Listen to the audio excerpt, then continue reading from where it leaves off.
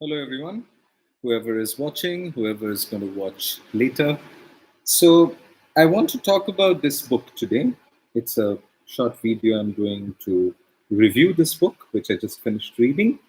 It's a book called Foxfires by Wyl Menmuir, the English writer, British writer.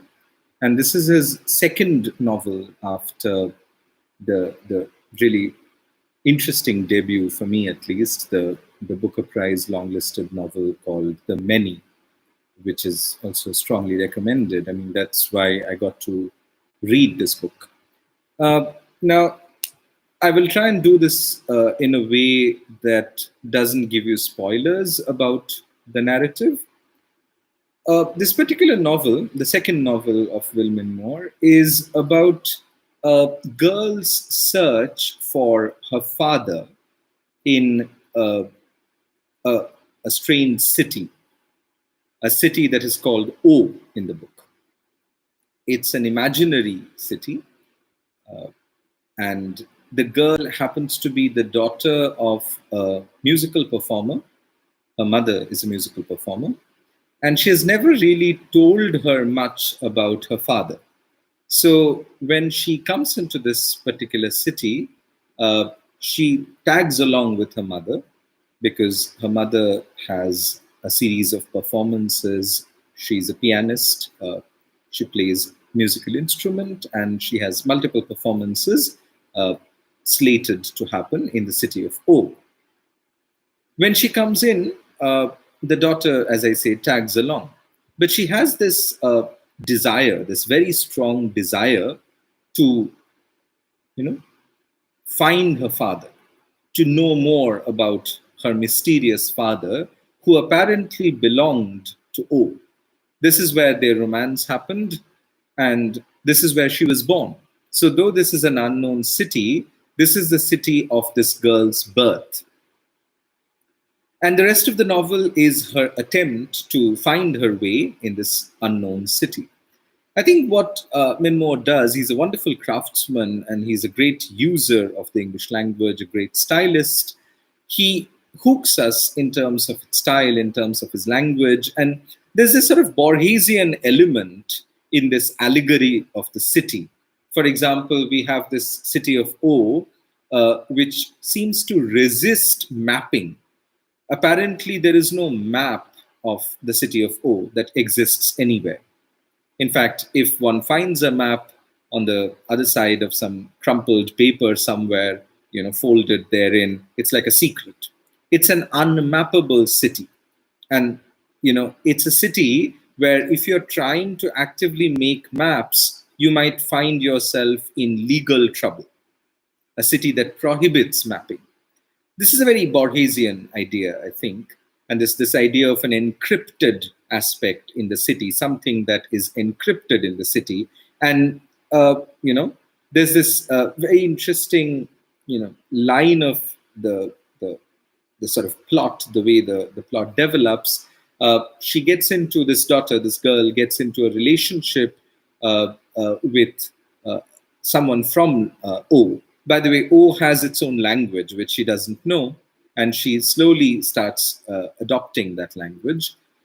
She gets into this relationship with a photographer from O, and this photographer seems to be given this disturbing responsibility of taking pictures of people from certain angles without them having any idea about the fact that they're being clicked. So there's a surveillance going on in the city of O, and everyone who is under the radar is asked to be photographed like that by the city state of O. It's also an autonomous state. So there's a certain political allegory in the book, though the novel resists a kind of historicization. So there is no historicization of that political allegory, but it's nevertheless there in the book. We have these very interesting moments and very disturbing realizations in the relationship that unfolds, as I said, between the girl and her her lover in the city, and a sort of Lithgow. Ren Lithgow is the name of the protagonist, the female protagonist, the daughter who is in search of her father. I won't tell you exactly what happens to that search, and what is revealed at the end. But as the title itself suggests, what we are talking about is almost like a almost like a mystical illumination, as it were. So the word foxfire, if you use it together as a single word, it refers to a kind of bioluminescence that usually happens with fungi. So when there's fungi, on the surface of wood or something like that for a long time, it seems to develop what is called a kind of bioluminescence, and that's foxfire. That's what is called foxfire. So at the end of the novel, we have this very interesting festival of lights, as it were, where the citizens of O come out and do this procession of lights, and there's a very interesting emergence that happens in that final moment. I won't reveal that for you because I want everyone to read the book. I would just make one final comment about an object which plays a very important role in the book. And it's not unsurprising that this wind up doll is called Ariadne, because the entire novel is like, Renlith goes search for her mysterious father figure. And this seems to be like, an Ariadne's thread that runs in a maze, as it were.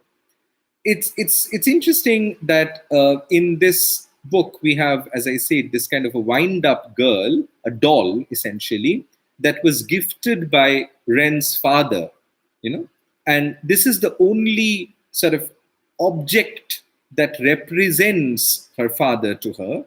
So when she comes to O, that's the only token she has to try and find her father. And there's a very interesting set of events that happens around that doll, that wind up doll. It stops working, how she takes it to repair, and what happens there, and how this doll becomes almost a sort of a parallel, a metaphorical parallel for her own search for her father.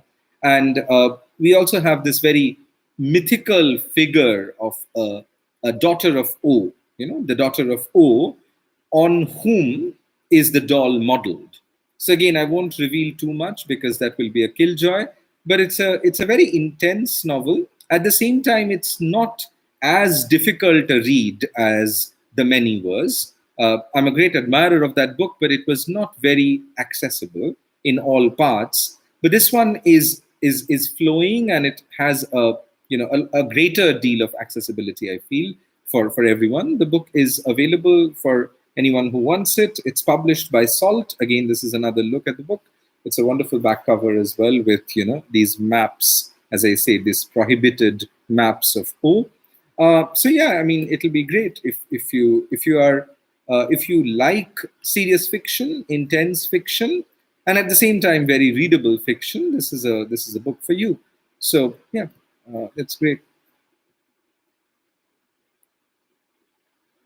Thank you, Asif, for your kind words. Yeah, I'll stop the stream here.